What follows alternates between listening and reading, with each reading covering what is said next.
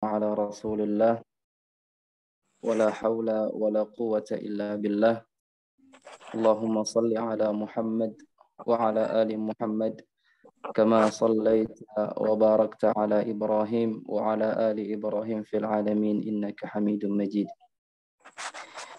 Segala puji bagi Allah Subhanahu wa taala, zat yang maha mulia, zat yang maha tinggi, zat yang maha suci, yang telah memberikan kepada kita limpahan nikmat yang tidak akan pernah bisa kita hitung.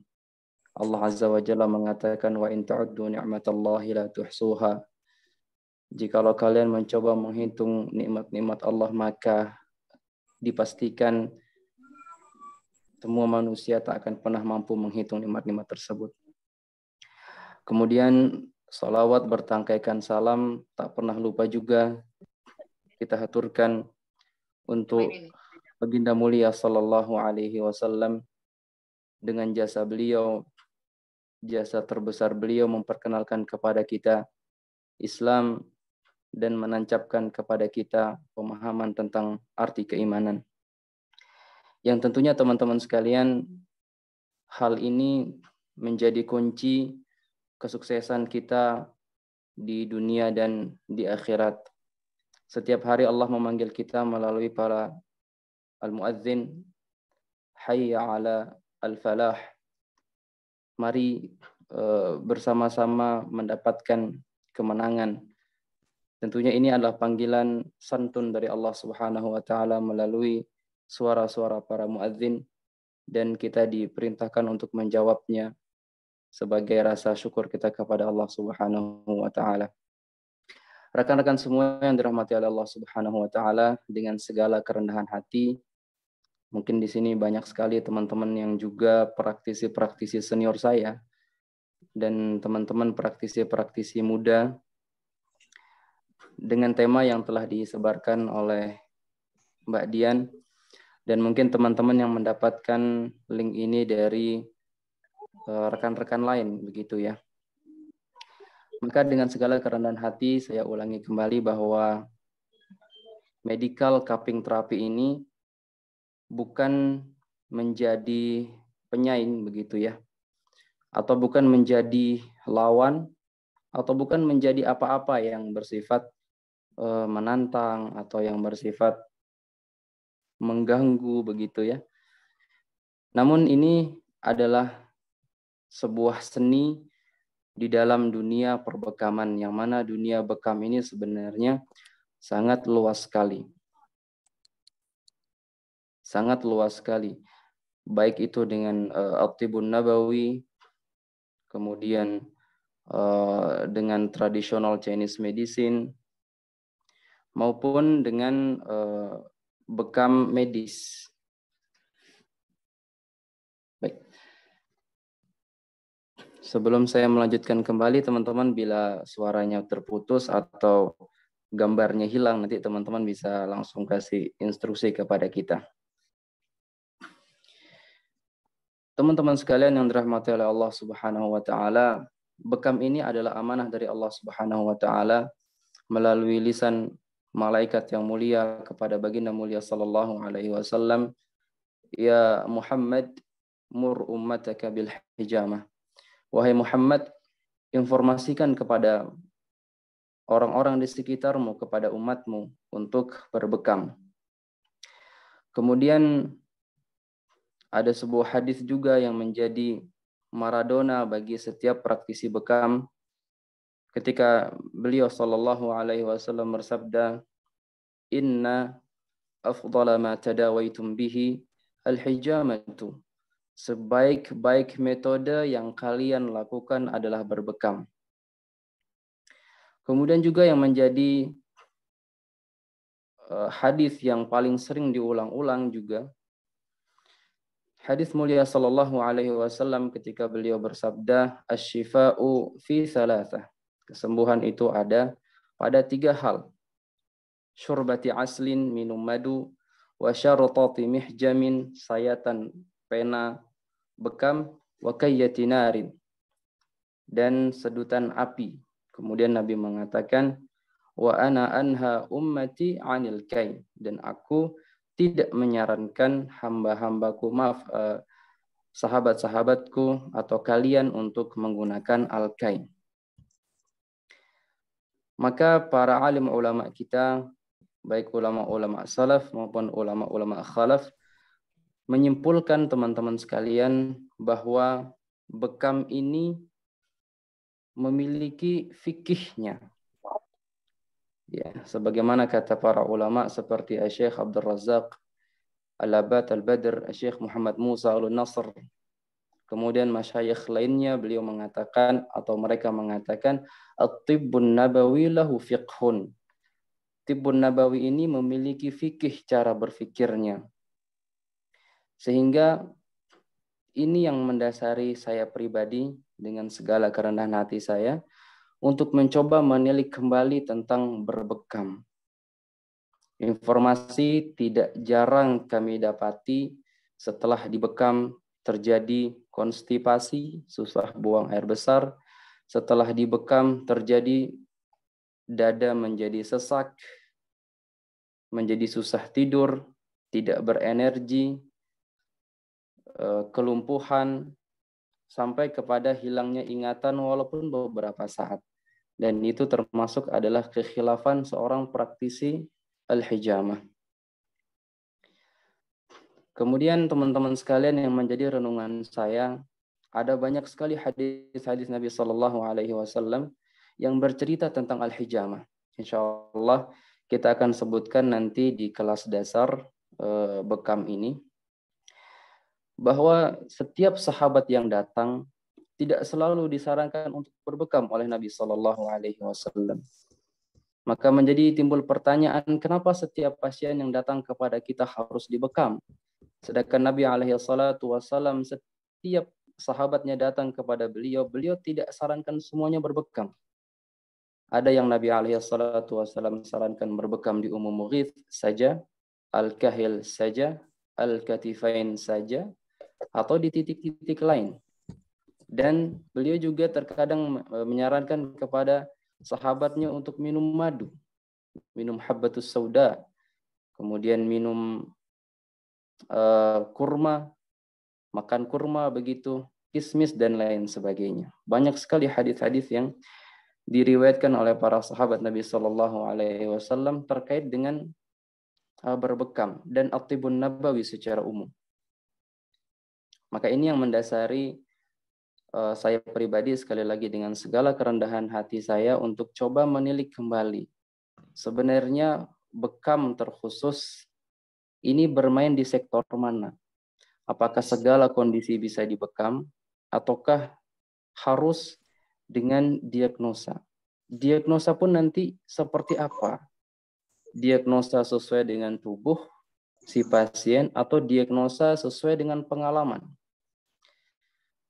Saya pernah berkomunikasi dengan seorang dokter.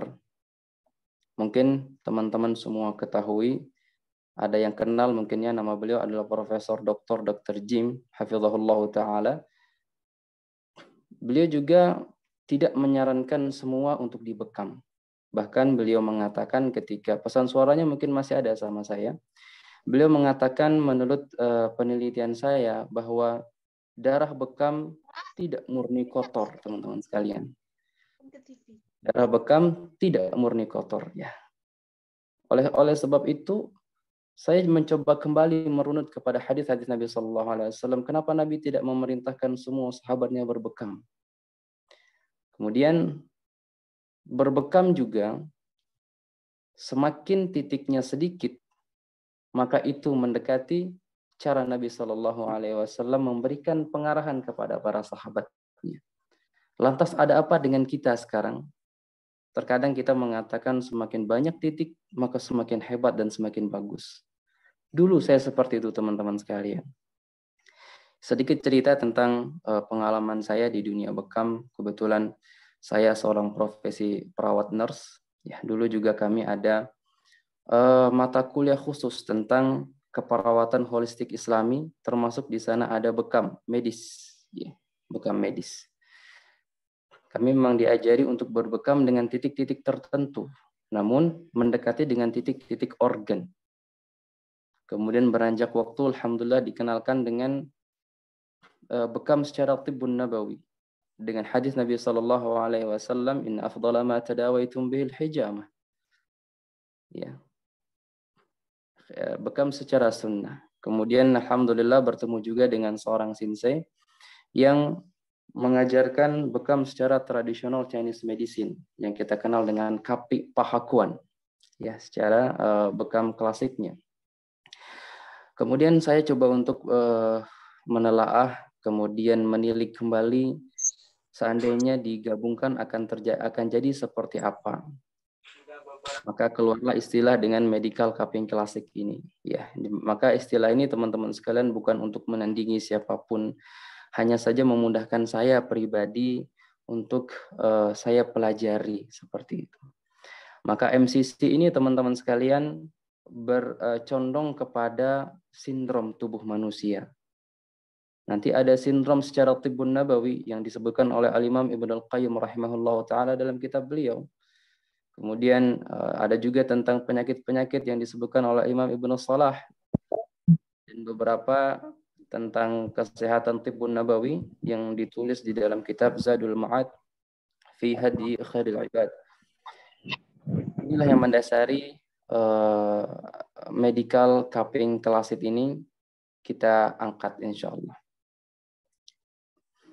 Baik, saya coba paparkan beberapa slide teman-teman sekalian ya sebagai pembuka ya. Baik, ya, slide-nya sudah nampak belum ya? Belum, ini udah. Baik, ini dari tadi ada yang ngecat kayaknya di Zoom ya. Udah ada, ini belum ada slide-nya ya. Baik, sekarang slide-nya baru muncul. Sudah kelihatan, Je? Alhamdulillah sudah, Ustaz. Baik, alhamdulillah. Ini pengantar saja ya, jadi mungkin kita nggak banyak berbicara tentang konsep-konsep yang mendasari medical cupping klasik ini ada begitu ya. Sekali lagi teman-teman sekalian, semua teknik bekam itu bagus. Tinggal bagaimana praktisi memainkannya. Oleh sebab itu, ketika para ulama kita mengatakan at-tibbun nabawi lahu fiqhun, tibbun nabawi itu punya fikihnya, maka yang dimaksudkan adalah seni memainkan tibbun nabawi itu sesuai dengan karakter tubuh manusia. Ingat teman-teman semua bahwa setiap tubuh itu berhak untuk sehat. Dan setiap kesehatan di masing-masing tubuh itu berbeda-beda dengan tubuh-tubuh yang lainnya. Maka satu tubuh tidak bisa kita bawa untuk semua tubuh manusia. Sebagaimana obat yang kita kenal ya, misalnya obat asam mefenamat. Anti nyeri dan cukup bagus untuk analgesik. Tetapi tidak semua bisa diberikan analgesik itu. Sehingga keluarlah obat-obatan seperti parastamol dan ibuprofen.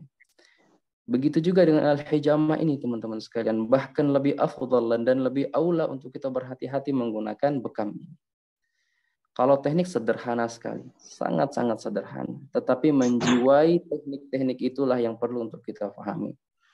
Ya, insya Allah dengan izin Allah semoga dimudahkan. Nanti kita akan juga coba ya berkenalan dan mempelajari tentang kulit manusia, tentang darah manusia, ya kemudian tentang kenapa harus 3 kali sedotan.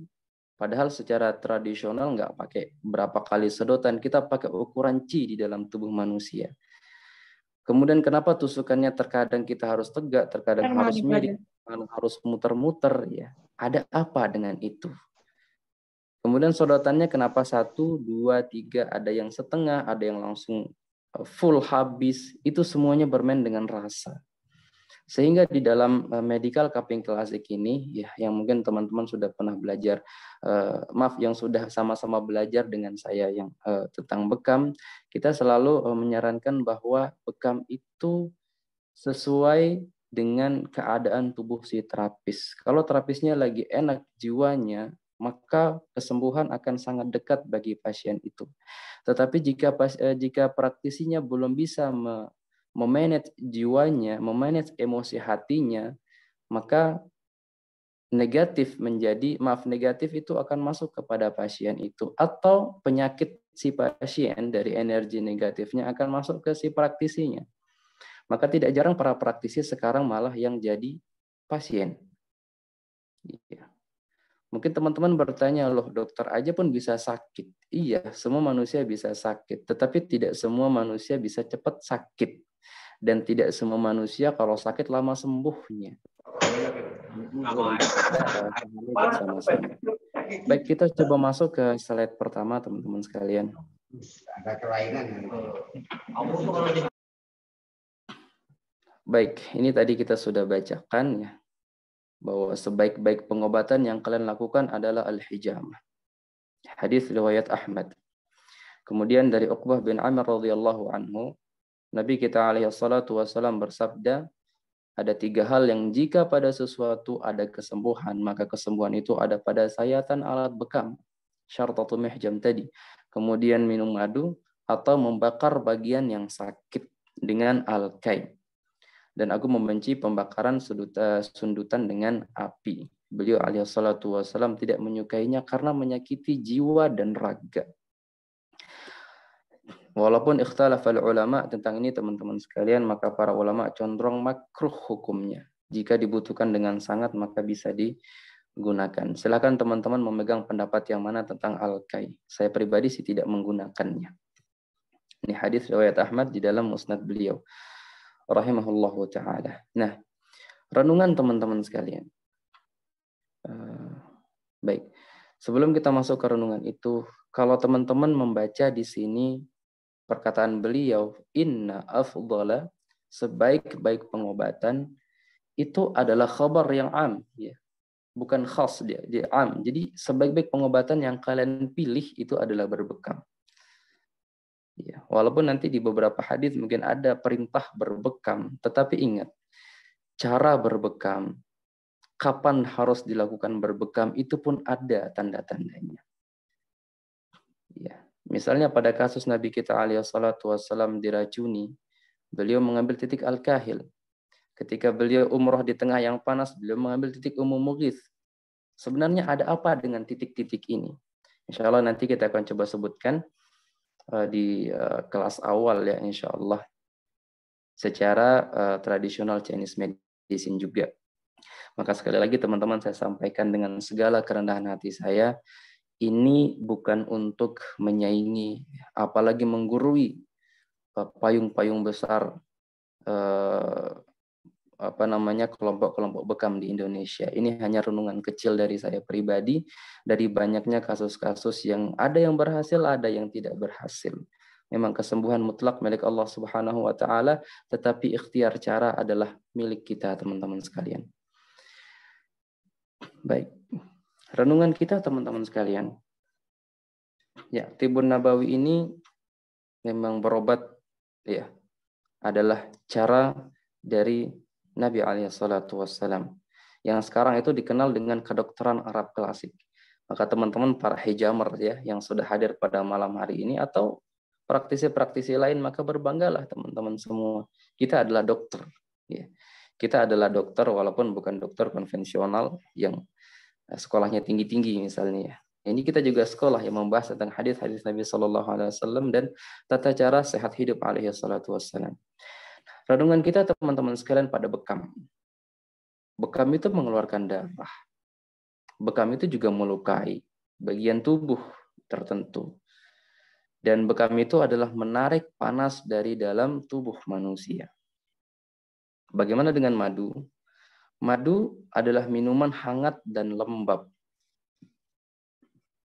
Ini disebutkan oleh Syekh Muhammad Musa Al-Nasr. Maka madu ini sangat cocok untuk orang-orang yang sifatnya panas. Maaf, sifatnya dingin dan kering. Secara Tibbun Nabawi fikihnya, madu pun tidak bisa dikonsumsi oleh sembarang orang. Sayokianya demikian. Walaupun sepakat para ulama, bahkan Allah juga, Nabi kita alaihi salatu wasallam juga menyatakan bahwa madu ini sebaik-baik minuman yang ada pada muka bumi, termasuk di dalamnya nanti ada air zam-zam dan lain-lainnya. Tetapi dengan sifat bawaan dari madu ini, maka menjadi hikmah seorang praktisi adalah menaruh pada tempatnya. Sifatnya hangat dan lembab, maka sangat cocok dengan orang sindromnya dingin dan kering. Kita akan coba insya Allah mempelajari di diagnosa dasar nanti insya Allah. Supaya lebih pas. Jadi hikmah kita tuh lebih dapat.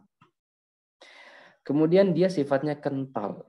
Maka orang-orang dengan sindrom banyak balgam, pada orang-orang plekmatik misalnya, balgam ini disebutkan, balgam ini adalah reak, sebenarnya adalah darah yang tidak menjadi darah. Ini disebutkan oleh Al-Imam Ibnul Qayyim dalam kitab beliau, At-Tibbun Nabawi, dan disebutkan juga oleh Al-Imam Ibnu Rajab, sehingga dahak yang gagal dicerna oleh limpa ini, teman-teman sekalian, bersifat kental.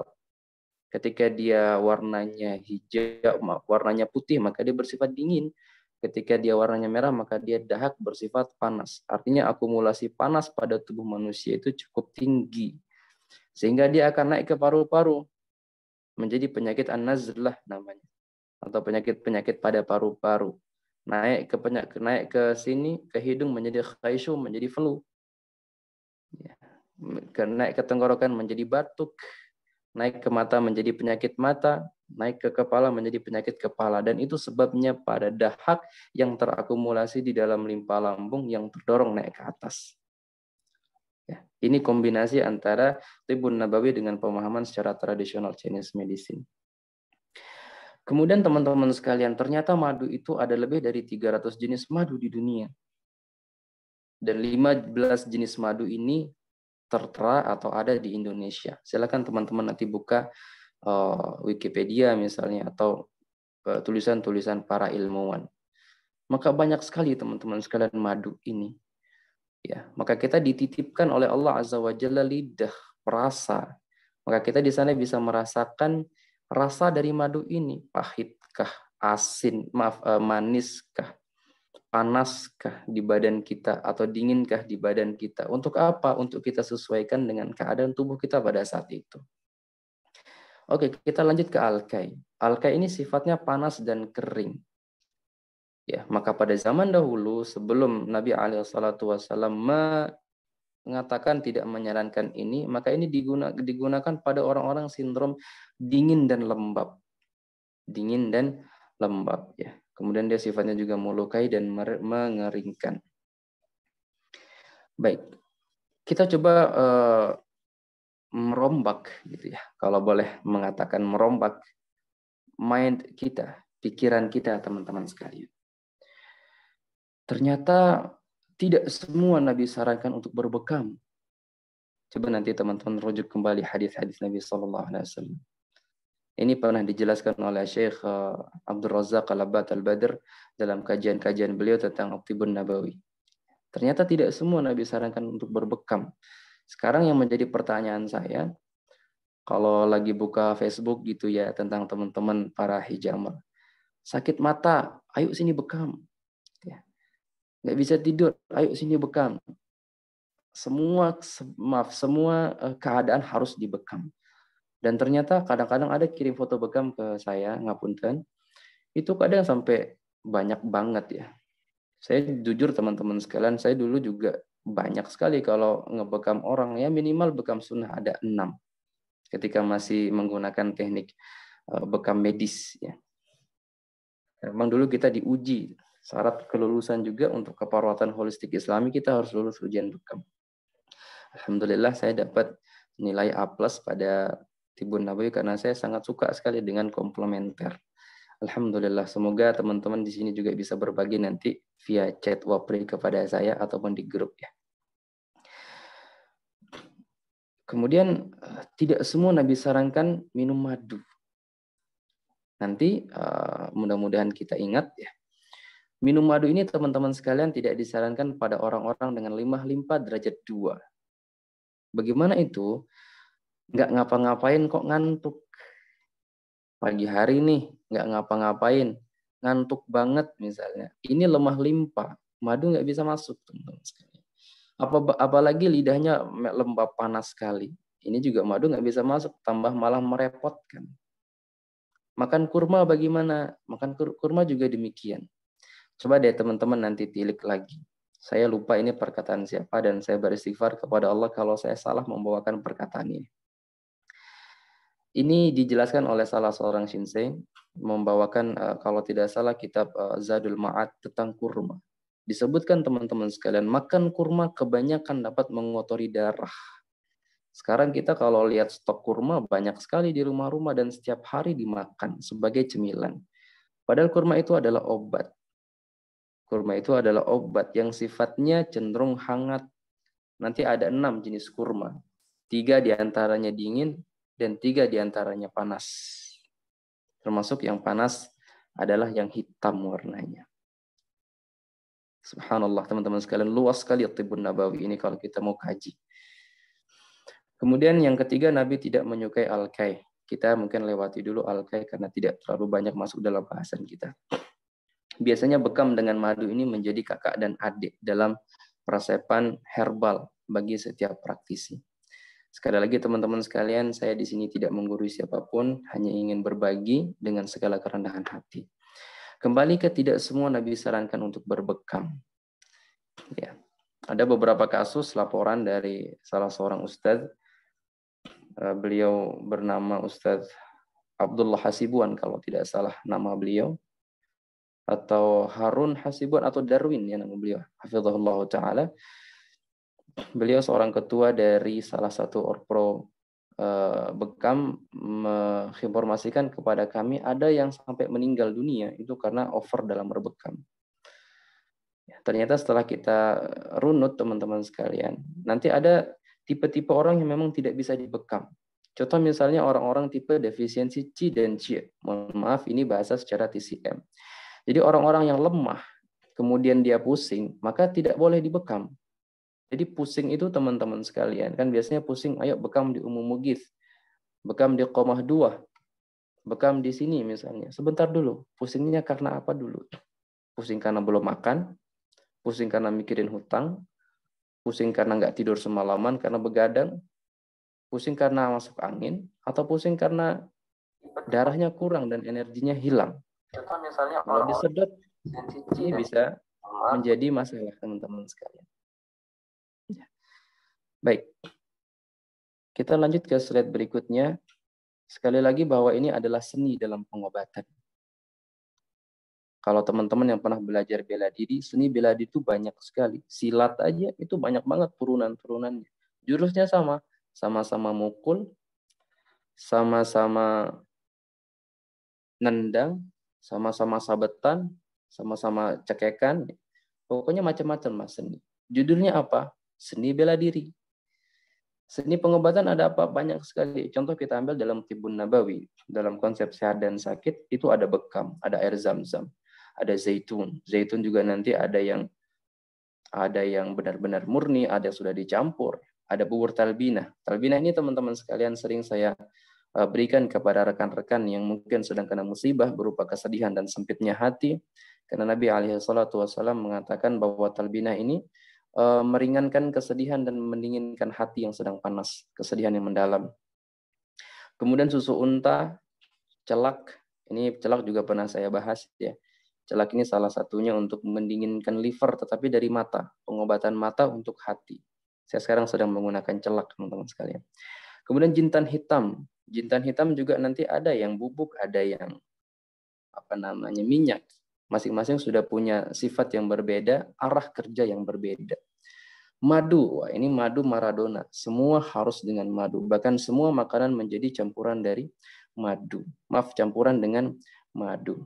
Saya di sini tidak mengatakan tidak boleh minum madu, ya, tidak boleh. Sama sekali madu ini sangat luar biasa bagusnya. Namun semakin kita menggunakan madu ini pada tempatnya, maka dia akan menjadi obat.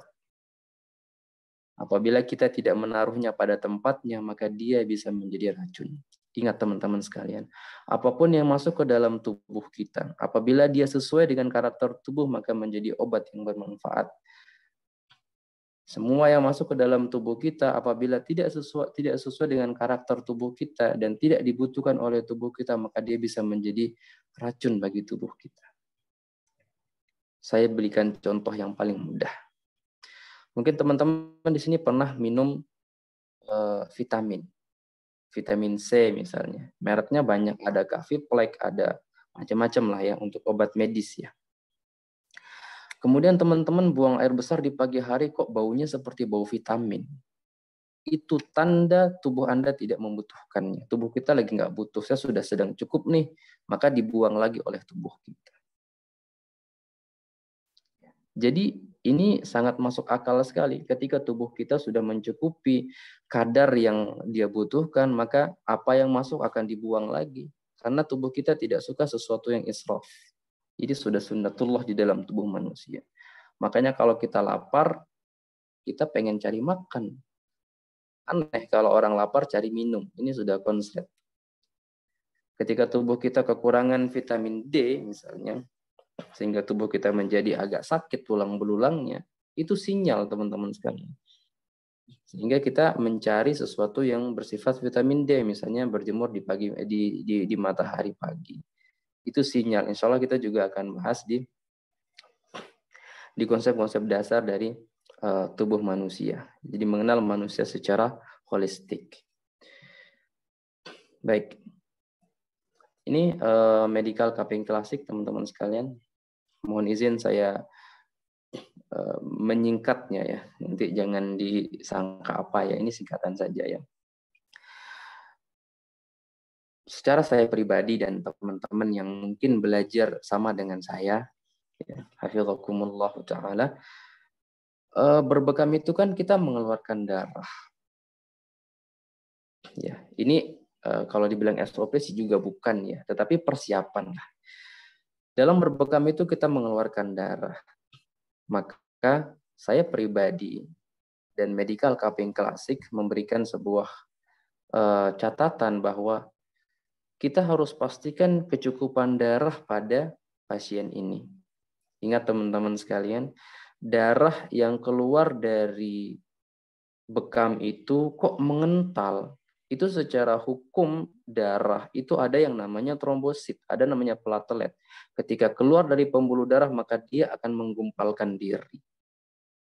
Ya, jadi itu bukan sesuatu yang wah ini gimana nih, enggak. Ini juga yang pernah disampaikan oleh beliau Profesor Dr. Jim hafizahullah ta'ala. Coba deh teman-teman luka, kemudian dibiarkan, nanti dia akan membeku. Nanti tinggal kadar bekuan darah seseorang itu berbeda-beda. Ada yang lama sekali sehingga darahnya encer. Biasanya pada orang-orang tipe panas. Ada yang baru keluar sedikit sudah kental sehingga susah sekali dikeluarkan darahnya. Maka dia tipe dingin dan kering atau dingin dan lembab. Atau nanti kita akan coba rincikan di pertemuan-pertemuan berikutnya bagi teman-teman yang berkesempatan ikut. Kemudian yang kedua adalah kita memastikan kecukupan energi. Bagaimana kita memastikan kecukupan energi dari pasien kita? Dengan palpasi misalnya ya. Banyak sekali sebenarnya dengan tatapan mata, energi suara, caranya bernafas, caranya jalan, itu sudah bisa ketahuan. Ci-nya cukup apa tidak. Ketika kita berjabat tangan dengan pasien sebelum dia masuk ke dalam ruangan kita, dan ketika kita persilakan untuk duduk, ketika kita anamnesa.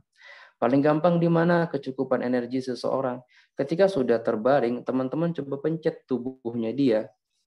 Nah, ini punggungnya misalnya yang ngapunten, kemudian teman-teman pencet seperti ini. Loh kok putihnya nggak hilang-hilang? Itu defisiensi Ci. Saya tidak menggunakan bekam di sana, tetapi dihangatkan. Kenapa?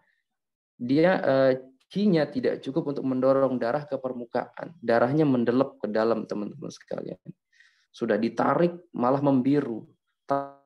Tanda biru menandakan defisiensi Qi pada limpa. Nggak kuat, nggak etis kalau dibekam. Dan lain sebagainya. Nanti ada landasan-landasan keilmuan itu. Tentunya teman-teman sekalian mungkin saya tidak bisa memilah secara masing-masing ini tibu nabawi begini, ini bekam medis seperti ini TCM seperti ini, enggak. Saya coba gabungkan langsung jadi satu dalam penjelasan-penjelasan yang sekarang teman-teman bisa dengar. Mudah-mudahan Allah memudahkan saya dan teman-teman dalam memahaminya. Kemudian berikutnya adalah memastikan kesiapan tubuh. Di dalam Al-Hijamah metode ini, medical cupping klasik ini, teman-teman sekalian, kita memastikan tubuh seseorang itu hangat. Hangatnya pun tidak semu. Hangat semu bagaimana? Badannya panas, ketika kita salaman kok dingin. Ini semu. Setelah teman-teman bekam, dia bisa drop dalam beberapa hari ke depan. Zalim kita teman-teman sekalian kepada pasien itu. Saya pribadi teman-teman sekalian, jarang sekali, mungkin hampir tidak pernah bertanya kepada pasien before after. Datang, badan pegel-pegel nih, bekam dong. Oke, dibekam. Setelah dibekam gimana, enak nggak? Insya Allah tetap enak teman-teman sekalian. Evaluasi seorang bekam yang sebaiknya dilakukan adalah 3 hari sampai 7 hari. Kalau 7 hari masih seger, bagus. Kali 7 hari kok sudah nggak enak lagi badannya, berarti kita kurang tepat di dalam mendiagnosa pasien. Banyak nggak kasusnya? Aduh, saya nggak bisa sebutkan beberapa banyak teman-teman sekalian. Ya, karena saya punya banyak sekali rekan-rekan dari keperawatan yang juga praktek sampai sekarang, banyak yang buka praktek dengan surat izin praktek perawat komplementer. Ya, perawat bekam begitu ya. Jadi cerita-cerita itu banyak banget. Ini kok habis dibekam kok malah besoknya WA kok jadi badan tambah nggak enak. Ini gimana ceritanya begitu ya. Kemudian kita coba minta diagnosa lidah. Ternyata kok tambah pucat. Kemarin kok ada retakan dan lain sebagainya. Ya. Maka ini sekali lagi teman-teman sekalian, penggabungan ya antara medis, Tibun Nabawi dan TCM dengan segala kerendahan hati saya. Kemudian kita memastikan kulit yang siap diintervensi. Misalnya nanti ada kulit yang keriput, ada kulit yang terlalu lembab, ada kulit yang kok berjamur, ada kulit yang gatal-gatalan. Bagaimana cara kita? Kemudian tidak dalam keadaan letih dan lelah. Jadi kalau teman-teman ada pasien datang, dan ini juga saya pribadi sering mendapati, lagi capek nih. Kemudian ya udah sini bekam aja. Kalau capeknya karena limpanya lemah, ginjalnya capek, teman-teman bekam, drop dia. Kenapa? Kenapa drop? Apa alasannya? Tubuh itu drop, butuh di recharge, butuh diisi. Sedangkan bekam itu teman-teman sekalian cenderung mengeluarkan sesuatu yang ada di dalam, sehingga hukumnya adalah mengurangi. Nanti kita akan coba juga berkenalan tentang 4 unsur di dalam Tibun Nabawi disebutkan oleh Al-Imam Ibnul Qayyim. Ada yang panas, ada yang dingin, ya. Ada hararah, ada rutubah, kemudian ada burudah, dan ada yubus. Ya, masing-masing nanti ada karakternya secara al-hijamah. Kemudian tidak dalam beban pikiran. Kalau saya teman-teman sekalian, orang-orang yang datang misalnya, kok ada beban pikiran yang berat dan tekanan mental berat, saya nggak lakukan hijamah. Cukup bekam seluncur. Kombinasi dengan akupuntur atau bekam bekam api mungkin masih bisa masuk ya kalau darahnya juga cukup. Tapi saya nggak pernah melakukan bekam api. Biasanya bekam seluncur aja dibalur minyak hangat. Nah, nanti enak lagi badannya dia. Dan akupuntur di titik liver 3. Baik. Kemudian selanjutnya adalah memastikan kesiapan organ pembentuk darah dan cukup energi untuk membentuk darah. Jadi kita kan mengeluarkan darah nih dari dalam dari dalam tubuh seseorang. Maka kita pastikan nih pabrik pembentuk darahnya siap nggak untuk membuat darah baru, gitu kan ceritanya. Supaya adil dong, kita kan udah ngambil nih. Bagaimana tubuh itu bisa menguatkan diri untuk membentuk darah yang baru. Sekarang pembentuk darah secara TCM teman-teman sekalian, nanti ada limpa, liver, dan ginjal melalui sumsum tulang belakang. Limpa, liver, dan ginjal melalui sumsum tulang belakang. Kalau secara medis, ya kita mengenalnya nanti pembuatan darah ada pada sumsum tulang belakang. Ya. Nah, sumsum tulang belakang ini secara TCM dia dikendalikan atau erat hubungannya dengan ginjal. Nah, kondisi orang lemah limpa, livernya berantakan, cinya, kemudian sumsum ginjalnya juga defisiensi, kemudian kita lakukan bekam. Pertanyaannya adalah bagaimana caranya tubuh itu akan membentuk darah baru, gitu. Apa kejadian yang ada? Ada banyak sekali. Contoh misalnya orang dengan defisiensi C limpa. Nanti teman-teman akan mendapati lidahnya itu bergerigi-gerigi, teman-teman sekalian. Kemudian pucat sisi kiri kanannya berarti defisiensi darah pada liver. Defisiensi itu artinya kekurangan ya teman-teman, kurang darah. Memastikan orang kurang darah itu sebenarnya banyak cara. Misalnya pandangan matanya sayu. Sanyu apa sayu ya? Sayu begitu ya. Kemudian lidahnya cenderung pucat, bibirnya juga cenderung pucat. Ada nanti bibirnya itu merah, tetapi dia defisiensi darah ada. Kemudian kita lakukan kop seluncur atau pijatan, itu seperti kapal laut yang membelah air. Mungkin teman-teman bisa berilustrasi dengan saya. Jadi sepertinya kita tuh kalau gini kan, punggung pasien itu, ini putih-putihnya itu ngikut gitu teman-teman. Seperti kapal yang membelah lautan. Nah, itu defisiensi C, teman, defisiensi darah juga. Ya, kalau secara medical cupping ini kita nggak lakukan bekam basah. Ternyata pada lidahnya ada bintik-bintik hitam di daerah ujung lidah. Oh, ini berarti ada sesuatu pada jantungnya. Kita cek nanti di LU1 dan LU2. Oh, ternyata sakit banget. Maaf, LU1 dan LU1 dan HT1. Sakit banget, kemungkinan ada sumbatan pada jantung. Kita lakukan bekam basah hanya di satu titik saja. Titik jantung organ. Atau titik jantung secara jiwa yang ada pada sebelah kiri juga ya. Organ itu nanti kita ambil sebelah kanan pada daerah jantung. Jadi agak bawah 3 jari dari al-kahil kurang lebih. Ya, 3 jarinya si pasien. Kemudian pada ginjal, defisiensi ginjal bagaimana? Sakit pinggang. Nah, ini teman-teman sekalian, kasus sakit pinggang HNP. Ini banyak sekali ya. HNP itu tidak hanya karena ada salah urat ya. HNP itu bisa terjadi karena pikiran emosional, kemudian karena emosional, karena kelemahan limpa. Salah gerak itu nomor 4 atau nomor 5. Defisiensi zinc dan Ci pada ginjal juga sama, akan menyebabkan sakit pada pinggang. Obatnya apa? Dikuatkan, tidak dibekam, teman-teman sekalian. Ini secara medical cupping ya. Teman-teman boleh ya merenungi kembali lah begitu ya. Karena saya dulu sebelum ke arah tradisional Chinese medicine, teman-teman sekalian, itu orang-orang sakit pinggang ya kita bekam saja. Ternyata beberapa hari kemudian balik lagi. Ternyata setelah memahami konsep ini, ini lemah limpa nih, ginjalnya juga meradang, maka kita berikan tonik ginjal dan tonik itu penguatan ya, herbal penguat ginjal dan penguat limpa. Subhanallah sembuh sendiri karena sumbernya dari kelemahan limpa dan ginjal.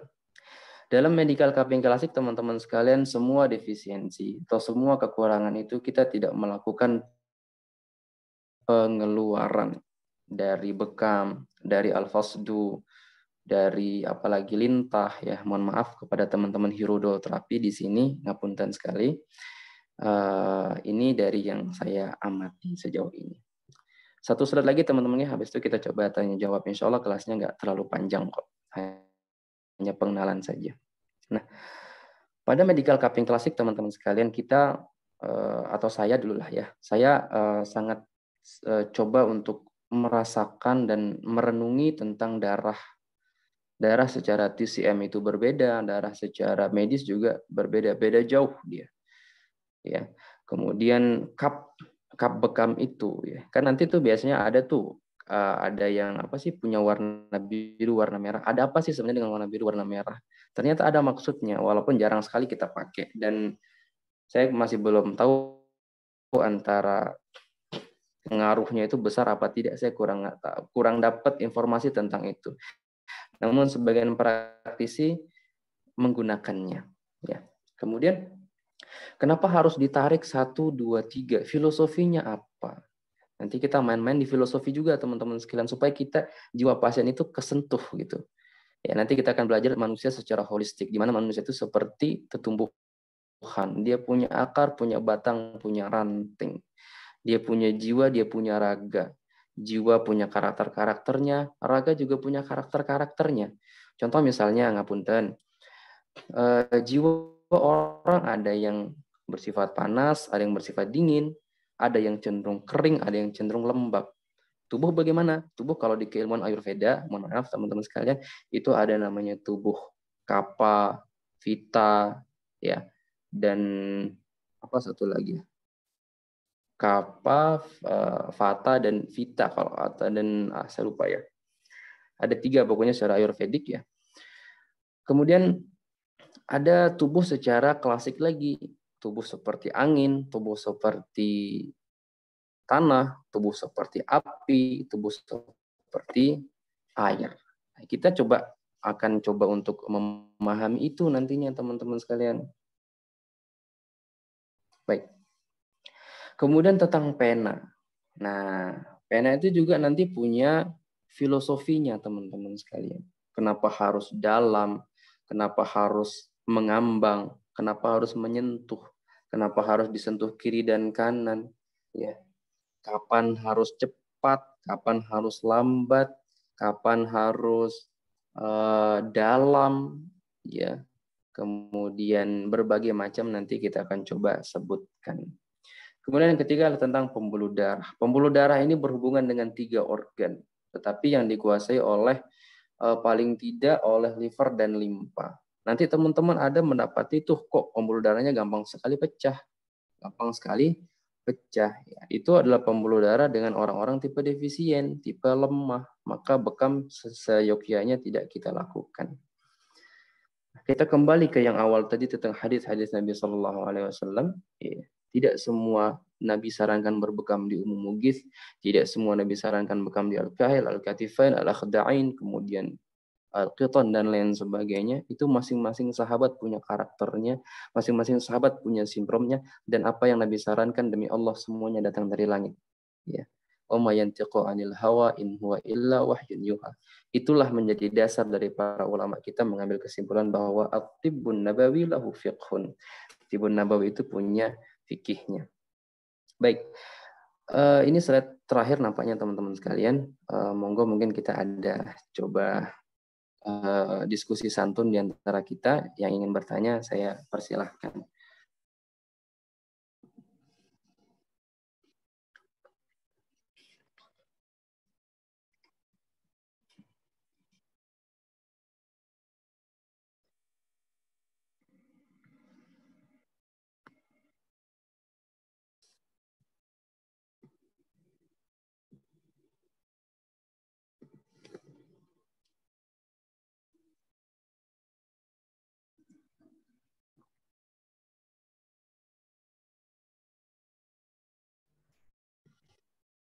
Silakan bagi teman-teman kalau ada yang ingin bertanya. Ya, silakan. Oh, sudah ada di chat juga nih nampaknya. Ya, Coba kalau saya di buka. chat ada banyak.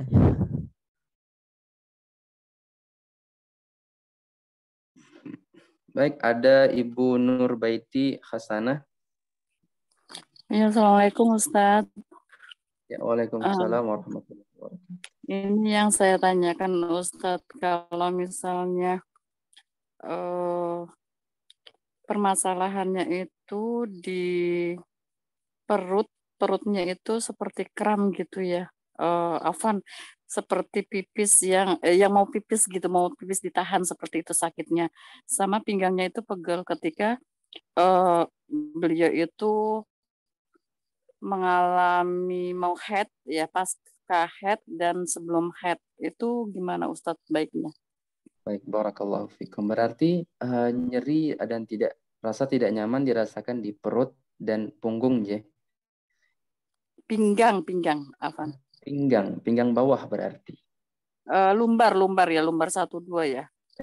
Lebih ke lumbar 1 dan baik. Secara umum Ibu, ngapunten mungkin di sini juga belum ada data-data yang bisa kita angkat sebagai diagnosa, tetapi secara umum nanti ada kaitannya dengan liver dan limpa, ya, liver dan limpa. Kemungkinan di sana nanti mungkin teman-teman yang sudah familiar dengan musing, ada yang disebut dengan liver menindas limpa. Jadi limpanya ditindas sama liver.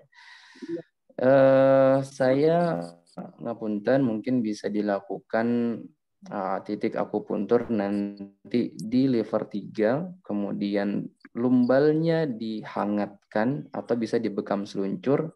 Bekam basahnya nanti dilakukan di liver 3. Panjenengan kira-kira bisa ada gambar nggak liver 3 di mana? Iya, insya Allah kalau untuk akupuntur. Oh, Masya Allah ya. Alhamdulillah kita sejawat berarti. Ya, nanti coba dibekam di situ juga boleh setelah di akupuntur, nanti besoknya dibekam mungkin ya. Yang dibekam basahnya di mana tadi Ustadz? Bekam basahnya nanti di liver 3-nya aja dibekam basah. Kemungkinan di situ ada angin dan nanti ditenangkan livernya. di situ maksud saya di liver 3-nya nanti dimanipulasi. Coba aja nanti dipencet. Kalau sakit banget itu ditusuk aja. Tetapi kalau disentuh dengan tangan jempol ini kok hangat atau diraba kok panas begitu, itu dibekam basah aja. Tapi kalau untuk di perut yang nyeri itu kalau ditekan itu malah lebih nyaman. Oh, itu berarti sindromnya di luar tuh. Sindromnya di luar tuh dihangatkan saja di punggungnya. Maaf, perutnya dihangatkan, nanti sejajar dengan si umbilikus, si pusar itu ditarik ke belakang, di situ diuyel-uyel. Supaya nyambung yin dan yang dari tubuhnya itu. Depan dan belakang biar connect lagi. Kalau untuk Ada di gambaran. lumbarnya di titik pas titik lumbarnya yang di itu aku punturnya. Boleh. Kalau dia berani ya. Kalau nggak berani ada penolakan nanti digetar saja. Ya mungkin di uyel-uyel begini boleh. Atau disedot dengan metode bekam kering. Tapi cara sedotnya itu tarik, lepas lagi, tarik, lepas lagi, tarik, lepas lagi. Itu seperti kita mijat tapi di dalam otot dalamnya, otot jiwanya yang kita pijat. Jadi ditarik, lepas lagi, tarik, lepas lagi gitu. Oke, baik Ustadz, jazakallah khair. Baik, ya jazakallah khair. Silakan ada lagi mungkin. Saya kecat dulu kali ya. Oh, waalaikumsalam warahmatullahi wabarakatuh. Ustadz, ini ada kasus anak teman ini usia 3 tahun. Qadarullah tuh kemarin di USG itu ada tumor sekitar 6 cm usia 3 tahun. Itu anak sarankan sih kemarin langsung ke medis aja karena ukurannya mungkin sudah besar gitu ya. Itu Ya. gimana ya? Maksudnya tepat tidak gitu. Oh iya, Masya Allah, barakallahu fikum. Baik. Ini masuk dalam ilmu hikmah. Maksud saya bukan ilmu hikmah yang ada di TV ya. Maksud saya hikmah itu adalah kita menaruh sesuatu pada tempatnya. Ketika sesuatu itu punya lanahnya, ini cocoknya ke medis, kemudian kita dengan lapang dada mengatakan ini ke medis aja, itu sudah sebagian dari ilmu teman-teman sekalian. Karena sebagian itu ada yang udah sama saya aja. Nah ini masih jiwanya masih kaku ya. Jadi apa yang kita ragu-ragu jangan diambil. Ingat pesan Nabi SAW, da' ma yaribuka ila ma la yaribuka. Tinggalin apa yang kau ragukan, ambil yang yakin-yakin saja. Karena itu nanti teman-teman ada hubungannya dengan liver nanti ya. Ada hubungannya dengan liver, hubungannya dengan jiwa seseorang. Nah, izin berbagi teman-teman sekalian, yang panjenengan lakukan alhamdulillah sudah tepat. Saya sangat apresiasi sekali. Tumor teman-teman sekalian, kalau yang disebutkan oleh Al-Imam Ibnu Hajar rahimahullahu taala, dikuatkan juga oleh Al-Imam Ibnu Al-Qayyim, tumor ini menjadi salah satu yang disebabkan oleh balgam yang ada pada lambung. Pada limpa dan lambung, perut besar dan perut kecil. Ya, ini disebutkan oleh beliau berdua. Kemudian ketika terlalu berlebihan kelembaban ini, dahak, dia betulnya seperti dahak yang kita keluarkan reak itu, dia ke otak akan menjadi tumor dan kanker di otak. Maka secara tradisional Chinese medicine, kasus tumor, kasus kanker itu yang kita sentuh adalah liver jiwa dan penguatan organ limpa. Selanjutnya ya kita kuatkan dari materi-materi dasar yang masuk ke dalam tubuh manusia seperti makanan-makanan yang bernilai, bukan yang mahal-mahal ya, tetapi yang bernilai. Kira-kira seperti itu Mbak yang bertanya tadi. Wa jazakillah khair. Mohon izin saya ke chat dulu ya. Ini banyak banget yang masuk ya. Oh iya. Dari Risa Tangerang, barakallahu fiik. Mau tanya, jika batuk hanya malam hari, apakah boleh dibekam dan boleh konsumsi apa saja? Baik batuk di malam hari, ini cenderung sih karena angin ya, cenderung karena angin. Apakah boleh dibekam? Bekam kering saja dicoba ya. Dicoba bekam kering dan bekam seluncur. Kalau sakit di bagian jantung, nanti bisa dibekam basah di sana. Di bagian jantung kan sebelah kiri ya. Nah, nanti bisa dibekam basah di sana. Konsumsi apa saja yang boleh? Nah, ini untuk konsumsinya nanti tergantung dari tipe penyakitnya beliau. Kalau misalnya dia panas, maka kita obati dengan yang dingin. Kalau dia dingin, maka kita obati yang panas. Ya, secara umum sih mungkin panjenengan bisa menggunakan jahe, tetapi sekali lagi saya nggak bisa memastikan ini sindromnya apa, penyakitnya apa. Bisa dicoba dengan bekam dulu ya. Barakallahu fikum. Kang Cecep dari Tasikmalaya, kalau lidah saya bergerigi, pucat, apakah baiknya diseluncur saja atau apa? Saya sering keliengan. Keliengan ini teman-teman sekalian biasanya, ini sudah disebutkan ya, pucat dan bergerigi. Ini tanda dari defisiensi atau kelemahan energi pada limpa dan kekurangan darah. Coba panjenengan minum rebusan kurma ajwa. Rebusan kurma ajwa bisa diminum 2 kali sehari. Kang Denny, bagaimana mengetahui secara fisik tubuh seseorang itu panas atau dingin secara sederhana? Secara sederhana mungkin panjenengan bisa bersalaman. Kalau panas cenderung dia panas, kalau dingin dia cenderung dia dingin. Paling sederhana itu ya. Walaupun nanti harus dikembangkan lagi. Oh ini Kang Ummu Azizah, Fata, Pita, dan Kapa. Alhamdulillah diingatkan ya. Jazakillah khair.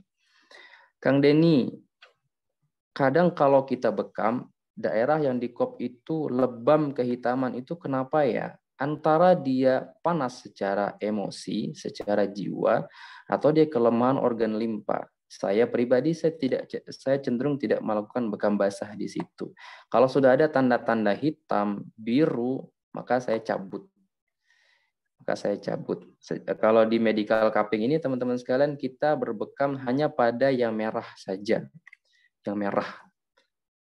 Karena secara teman-teman mungkin ingat ya, Tibun Nabawi, hijamah secara Tibun Nabawi itu adalah mengeluarkan darah yang bergejolak. Bergejolak itu semua yang bergejolak pasti naik ke atas. Sebagaimana gunung meletus itu gejolaknya naik ke atas. Maka ketika darah itu bergejolak, maka dia akan panas dan memerah di bagian punggung. Ceritanya begitu. Jadi di situ kita bisa melakukan bekam. Bagaimana kalau merah semuanya? Ya bisa kita bekam semuanya. Nah, begitu ya. Kang Walijanto, pengobatan dengan terapi listrik apa bisa memperbaiki tubuh?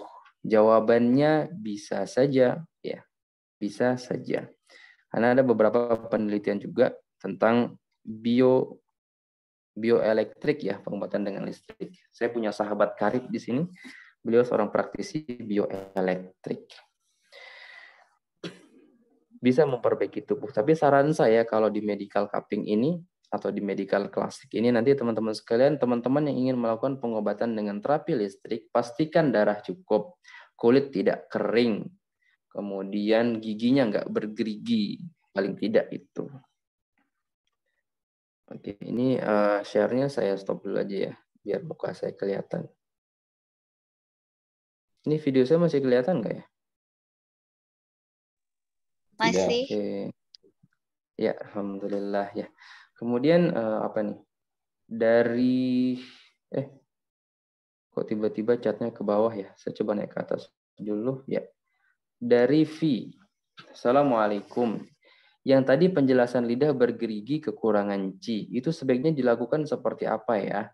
Defisiensi Qi, saya sarankan langsung aja ya. Coba konsumsi yang namanya Huang Qi. Teman-teman bisa coba lihat di Shopee.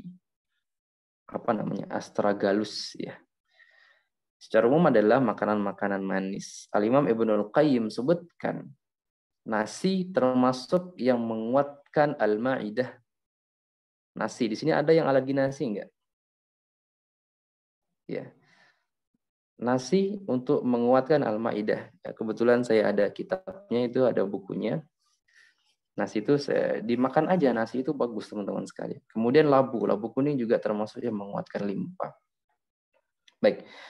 Kemudian dari Lora, kalau suka kedinginan jari kaki dan tangan, ada asam lambung, suka berdebar, sembelit kepala, suka sakit, lidah pecah pada ujung lidah, ada bekas gigitan di tepi lidah. Ini ini langsung saja ya, ini masalahnya ada pada lambung. Maka mulai perbaiki pola makan, perbaiki pola pikir, hindari stres secara material maupun non-material. Apa itu material dan non-material? Material itu memang kita punya kerjaan berat nih. Kemudian kalau non-material itu biasanya pada teman-teman yang bekerja di kantor. Ditekan sama bosnya yang kerja sebagai asisten rumah tangga, hafizakumullah, itu biasa ditekan oleh majikannya dan lain sebagainya. Ya. Dari Subianti 0330, apakah anak autis yang aktif perlu dibekam? Ada bahasan sendiri tentang autis ini teman-teman sekalian ya.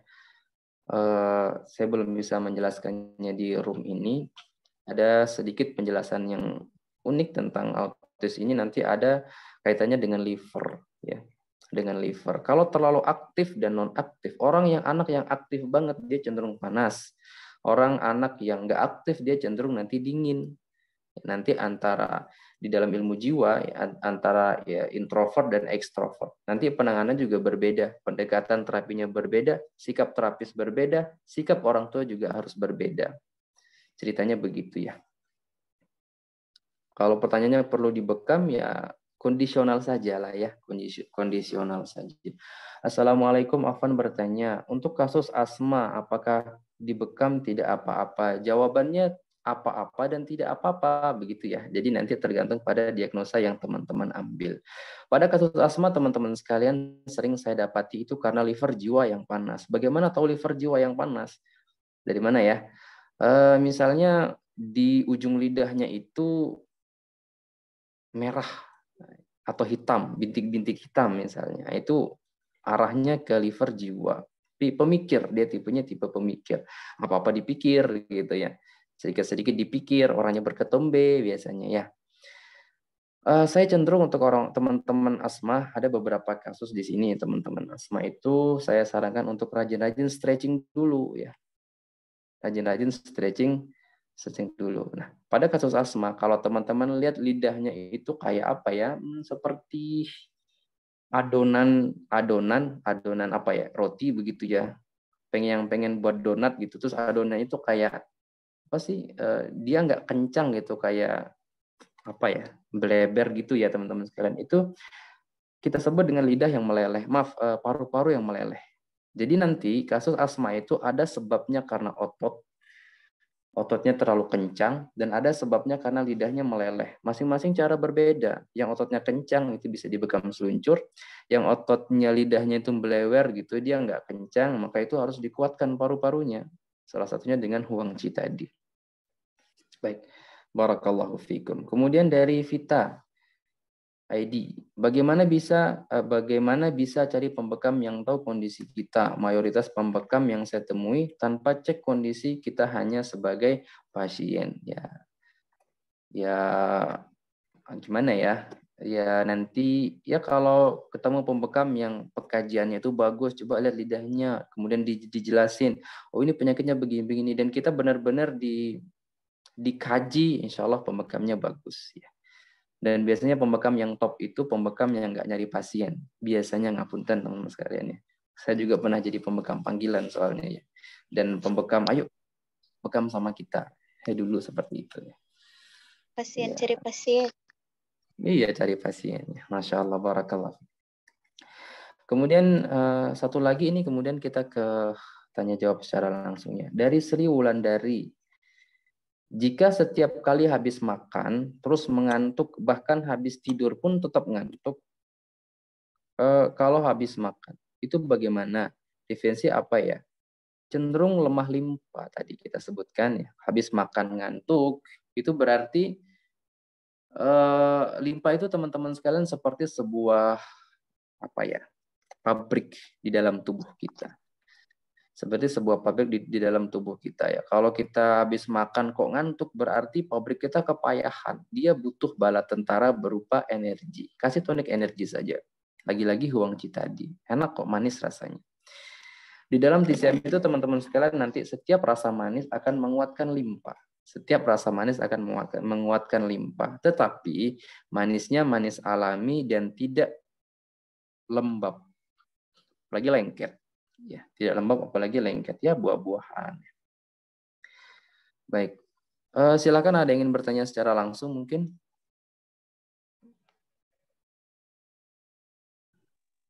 Baik, sebelumnya kita, oh ya, silakan. Ya, Bang, bismillah. Syukur Ustaz sudah waktunya. Sedikit Ya, Ustaz, ini karena ada kendala sedikit ini di pasien yang anak tangani ini, dia terkait dengan kasus asam urat ya Ustaz.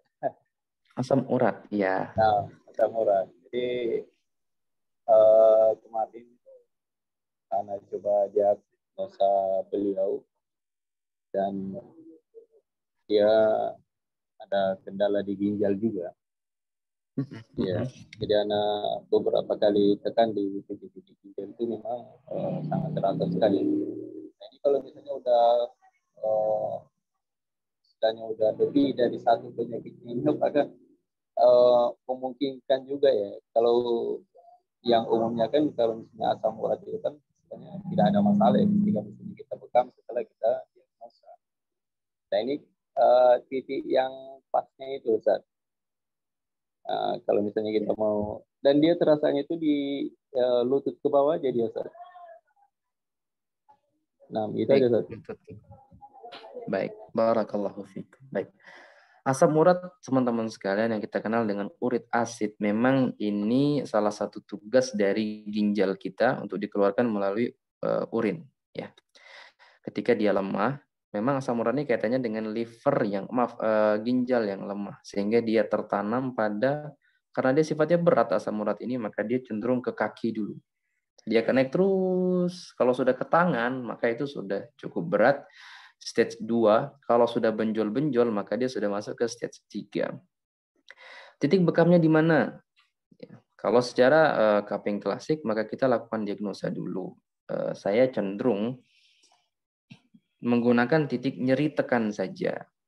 Misalnya nanti panjenengan coba cek di sekujur badan dia yang di belakang itu, tekan-tekan aja mana yang sakit, itu yang jenengan ambil. Itu yang jenengan ambil ya. Kemudian kalau di tradisional nanti bisa menggunakan daun sidaguri atau tumbuhan sidaguri untuk kasus-kasus asam urat. Namun tetap dievaluasi, menurunkah ataukah tidak. Karena banyak nanti secara tradisional malah banyak obatnya, bisa dengan sidaguri tadi, bisa dengan bawang putih, bawang merah, bawang lanang, madu pahit, banyak banget ya. Kalau saya cenderung menggunakan sidaguri itu aja. Ya. Mungkin itu yang bisa saya jawab. Ustaz, mau nanya Ustaz, boleh nggak? Boleh, mangga boleh, silakan.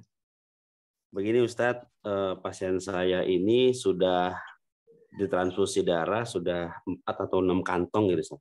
Dan seperti yang Ustaz sampaikan ternyata benar, saya cek di lidahnya itu ada nokta-nokta hitam ya, dan seperti memang ada problem di liver dan ada masalah liver jiwa ya. Dan memang dia itu seorang pemikir karena bekerja di bagian analisis ya. Nah ini bagaimana Ustaz saran untuk pengobatannya? Terima kasih. Baik, barakallahu fikum. Ini tugas sebagai seorang terapis, teman-teman sekalian. Tugas sebagai seorang terapis, terkadang kita mau jujur itu berat. Sebentar. Saya punya guru, teman-teman sekalian. Ini terus terang aja ya. Kalau ada kasus-kasus yang memang beliau harus ngomong, beliau harus ngomong. Misalnya, ada waktu itu pasien beliau trigliserida tinggi. Teman-teman catat ya, trigliserida itu selalu berhubungan dengan jiwa, liver. Kalau kolesterol itu dari makanan, limpa lambung lah begitu ya. Nah, beliau memesankan bagaimana cara saya untuk sembuhkan, katanya pasien begitu, maka beliau mengatakan, ya kalau bisa resign aja gitu. Loh, kenapa nanti saya harus resign, gimana kerjanya? Karena obatnya panjenengan ada di situ. Gitu. Baik, saya nggak panjang lebar dengan cerita itu. Sarannya ya mungkin bisa untuk mencari pekerjaan yang lebih enteng lagi, dan kalaupun harus tetap di situ, beliau pasien panjenengan ini harus punya rekan yang bisa diajak bertugas. Jadi supaya nggak dia sendiri yang ngelakuin. Nah, apalagi tipenya tipe pemikir. Coba saya tanya kepada panjenengan, di sininya botak nggak sebelah sininya, akhi? Iya, Ustaz, botak ya betul. Di sebelah sininya botak juga tidak? Iya.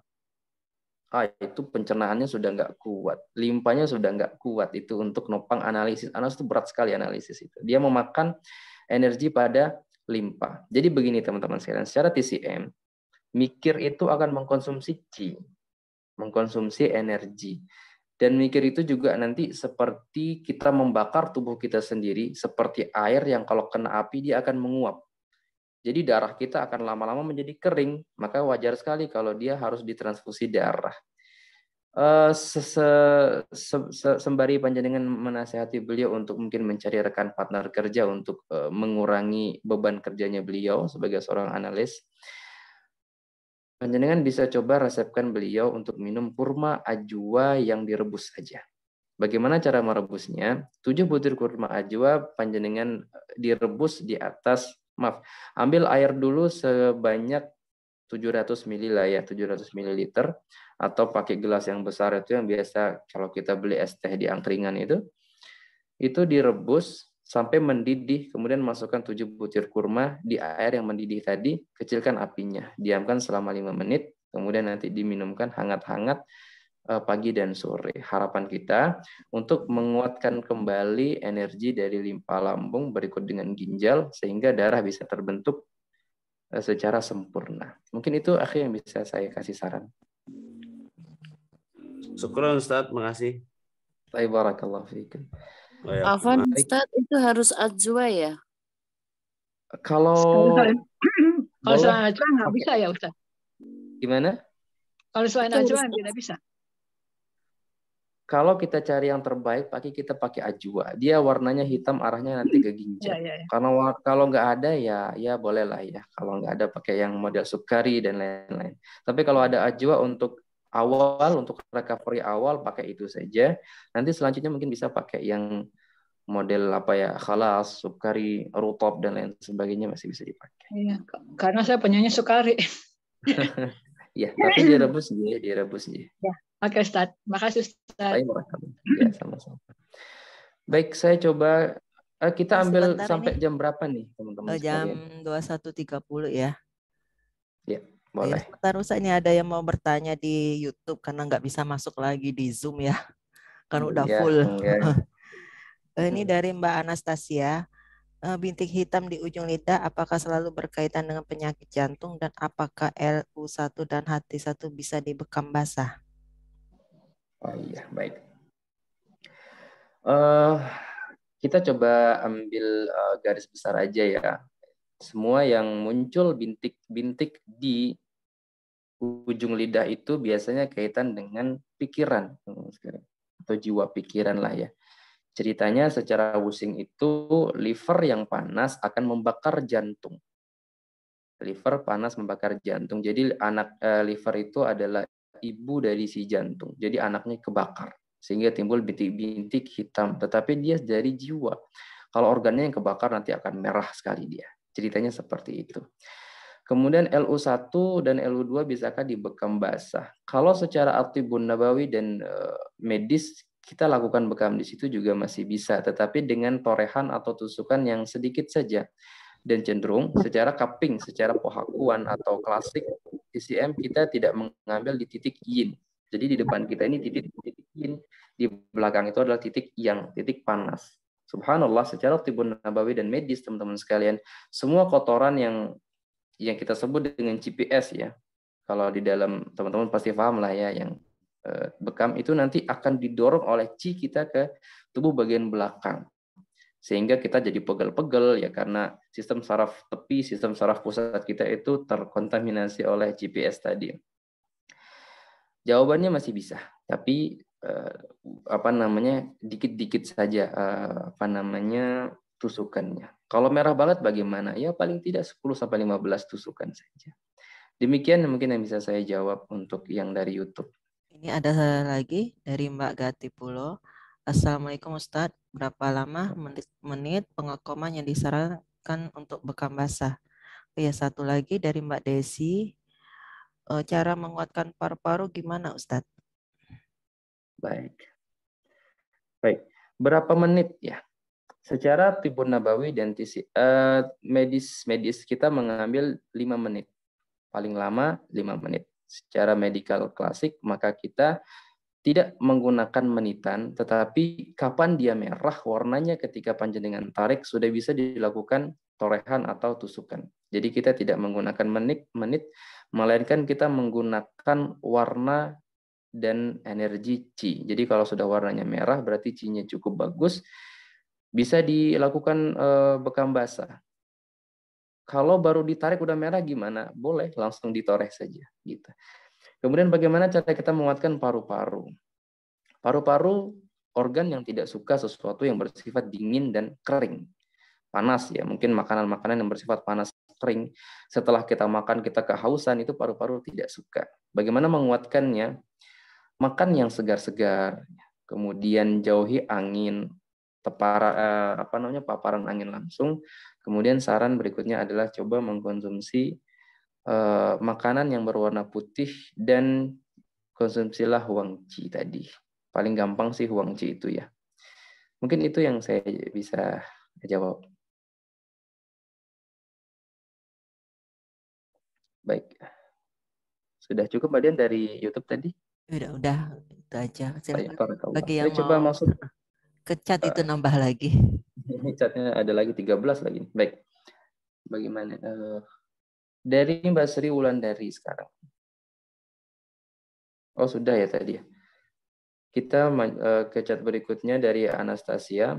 Selain pola makan apa saja yang bisa menaikkan kolesterol? Paling sering sih pola makan ya. Banyak pola makan yang amburadul. Tidurnya nggak benar ya. Tidurnya nggak benar ini juga biasanya sebabkan kolesterol yang tinggi. Jadi kolesterol itu karena limpa liver yang ya lemah lah begitu ya bermasalah. Dari Angga Pranata, Assalamualaikum Afwan. Apakah anak terlambat bicara bisa dibekam? Terapi bekam seperti apa yang paling cocok dilakukan? Dari teman-teman praktisi PAZ atau RTS atau TSI gitu ya, itu biasanya mereka merekomendasikan untuk memperbaiki tulang belakang bagian servikal. Apakah bisa dibekam? Panjenengan coba lakukan bekam kering dulu di tulang belakangnya langsung enggak apa-apa. Tetapi tarikannya jangan banyak-banyak, cukup cukup satu saja. Kalau anak-anaknya masih kecil saja ya setengah lebih dikit lah begitu, hampir satu. Pokoknya yang buat anak tuh nyaman saja. Terlambat bicaranya biasanya speech delay ini kalau dari medisnya sih ada sesuatu yang salah pada sistem saraf yang arahnya ke lisan dari cervical sini. Itu biasanya dibenerin. Kalau teman-teman pernah sering lihat nonton master kita, Master Chris Leong, hafizahullah, ya, itu biasanya beliau perbaiki di tulang belakangnya.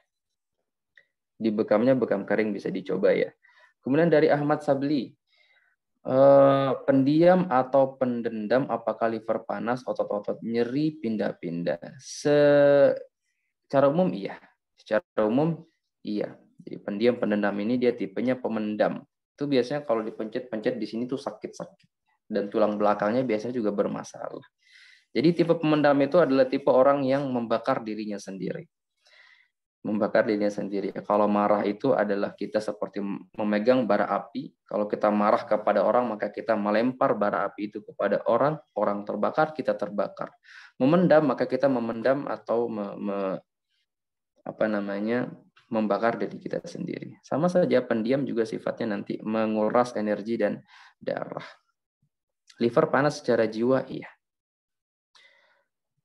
Dari Anastasia, untuk mendeteksi sakit jantung pada LU1 dan HT1, nyeri pada saat ditekan atau seperti apa? Iya, nyeri saat ditekan. Dan biasanya kaki bagian bawah di atas mata kaki itu cenderung mengecil. Itu biasanya ada sumbatan pada jantung. Barakallahu fikum. Dari Akhdodot Waljianto, kenapa pada saat pembekaman tiap titik berbeda? Beda banyaknya darah yang keluar itu kenapa? Kenapa ya? Ya kemungkinan di kualitas dari energi itu berbeda-beda. Tapi secara umum itu nggak apa-apa sih, sah-sah saja. Tidak ada sesuatu yang aneh di sana. Saya cenderungnya memahami itu sebagai kualitas dan kuantitas dari energi yang ada di situnya itu berbeda-beda. Seperti itu. Allahu a'lam. Dari Endang Sumindah. Assalamualaikum. Afwan, ana mau tanya, telapak kaki rasa pegel ketika kena air, rasa tipis dan pedis bagaimana? Telapak kaki ini kalau di ilmu refleksi menggambarkan semua organ. Coba lakukan stretching secara umum dan rutin, dan belajar olah nafas paru. Nafas dalam begitu ya. Kemudian dari Ummu Hikmatul, Bismillah, Assalamualaikum. Kalau sering sariawan dan bintik-bintik putih di lidah, organ apa yang tidak sehat? Dan kalau dibekam bagian apa? Kalau sering sariawan dan bintik-bintik putih di lidah, ini bintik-bintik putihnya seperti apa ya? Bintik-bintik putihnya banyak bergelombol ataukah pisah-pisah? Ini kemungkinan sariawannya tipe lembab panas mungkin ini ya. Coba panjenengan bisa lakukan bekam di titik nyeri saja. Jadi nanti di tulang belakang, setelah di punggung, setelah dibekam seluncur, bagian yang merah saja dari bekam seluncur itu panjenengan pencet lagi. Kalau sakit itu di bekam basah. Mudah-mudahan bermanfaat ya. Dari Yuliza Faradillah, izin bertanya bagaimana mengatasi badan yang kedinginan, terutama bagian kaki, demam, mules berlebihan sampai tepar saat haid. Ini ada kaitannya dengan liver dan limpa lambung. Porosnya sepertinya ini ada pada lambungnya. Perbaiki lambungnya, perbaiki pola makan, perbaiki pola tidur, hindari makanan lembab dan lembab panas atau lembab dingin. Lembab panas, lembab dingin itu bagaimana? Kalau panjenengan makan makanan itu besok pagi banyak tai giginya. Nah, itu biasanya makanannya lembab sekali. Kemudian makanan lembab itu ciri-cirinya kalau basi itu dia berlendir. Nah, itu tidak cocok untuk dimakan untuk panjenengan saat ini. Minum huangci dan rebusan kurma ajwa, insya Allah. Sebenarnya banyak ya teman-teman ya herbal-herbal yang bisa kita gunakan, tapi saya sering menemukan kasus ya paling sering pakai yang ini gitu. Nanti bisa dikombinasi dengan keilmuan herbal yang teman-teman sudah kuasai. Barakallahu fikum. Baik, dari Nina Priyantina. Assalamualaikum. Tadi mengenai asma. Terlalu cepat menjelaskannya. Mengenai lidah yang seperti adonan, tindakannya bagaimana? Baik, teman-teman ada gambaran nggak maksud saya lidah yang seperti adonan itu? Nanti jangan-jangan beda persepsi dengan saya. Jadi lidahnya itu nggak kayak lidah normalnya, kayak apa sih ya? Kayak sesuatu yang meleleh begitu ya. Mengenai lidah yang seperti adonan, tindakannya bagaimana? Dikuatkan paru-parunya ya, dilemahkan livernya. Nanti dikuatkan juga limpanya.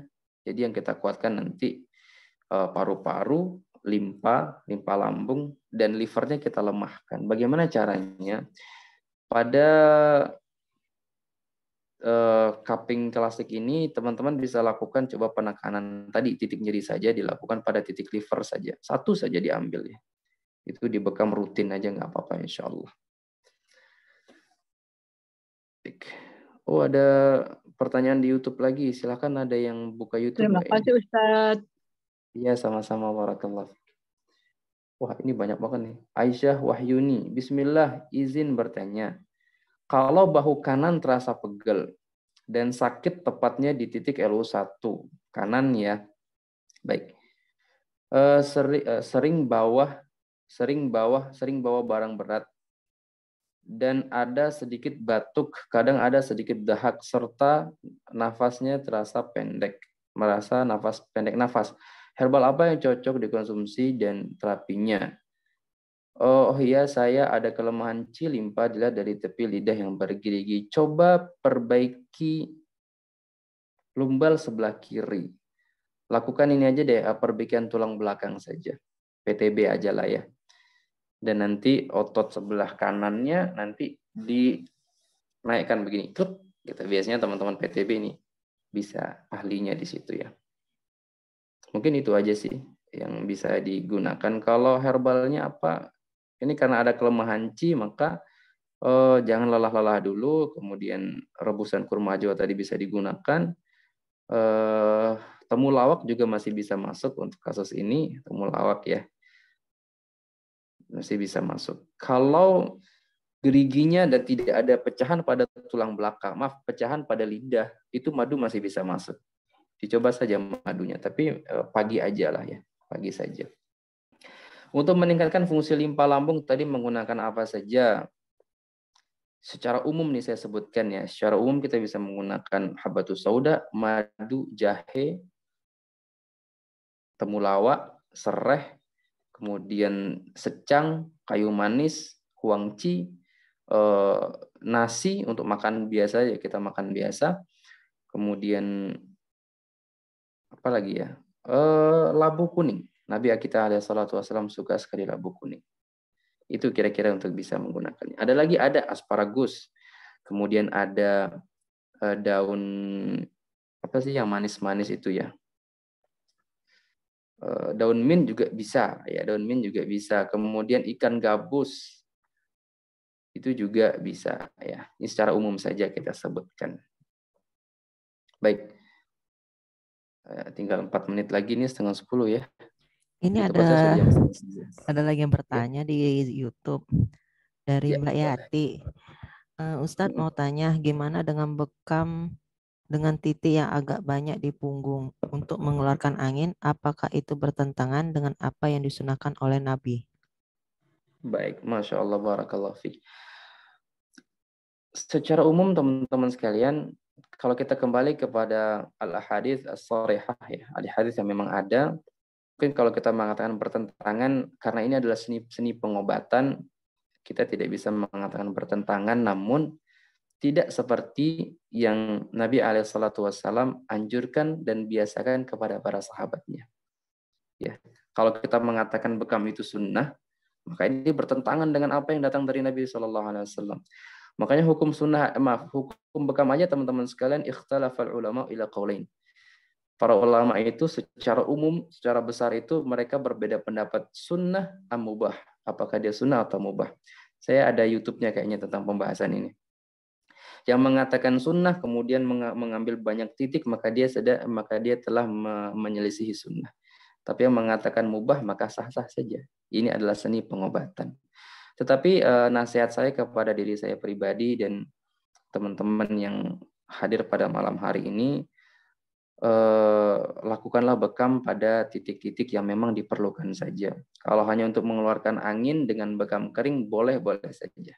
Mau banyak-banyak juga nggak apa-apa kalau untuk mengeluarkan angin. Tapi kalau darah, sebagaimana yang dinasihatkan oleh Al-Imam Ibnul Qayyim, pada darah yang bergejolak, maka kita mengeluarkan darah pada orang-orang yang tipe panas, yang memang darahnya sudah bergejolak, matanya merah misalnya ya, dan lain sebagainya. Mungkin itu yang bisa saya jawab untuk beliau dan teman-teman semua.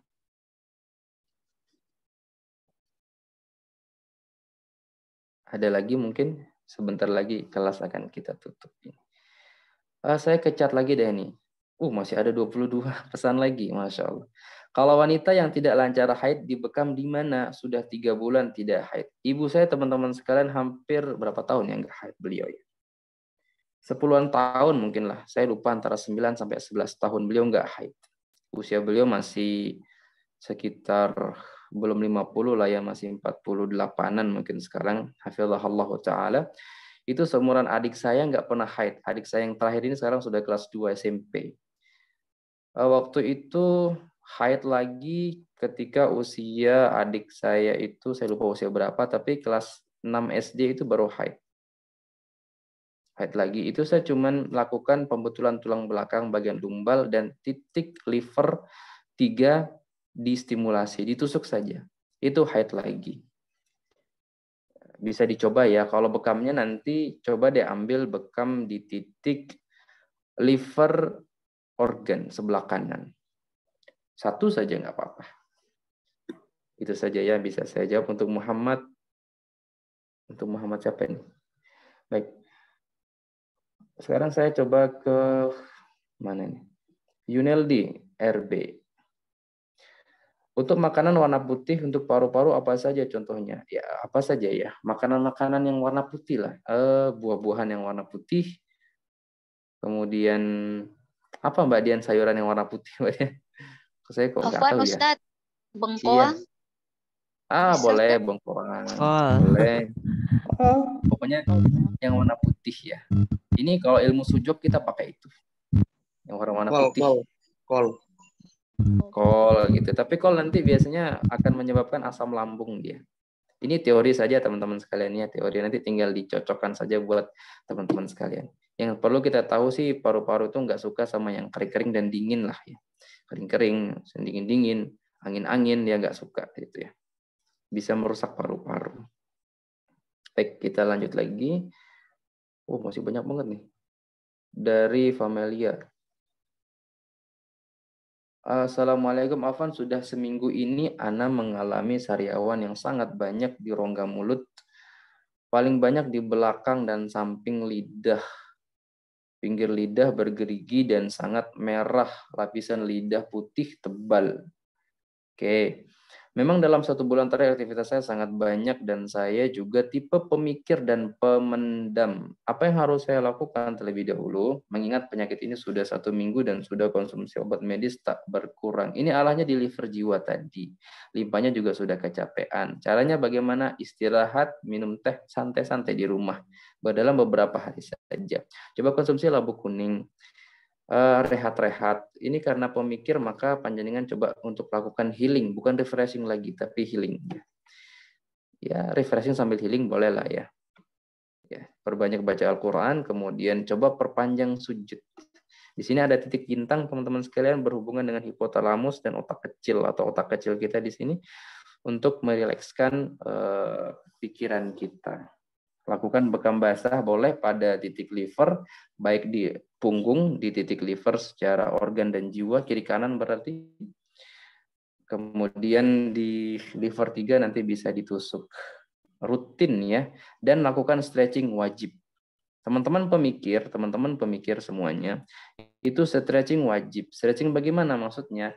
Ini kaki nih misalnya nih. Ini otot betis, ini otot paha. Ngapunten ya. Nah begini.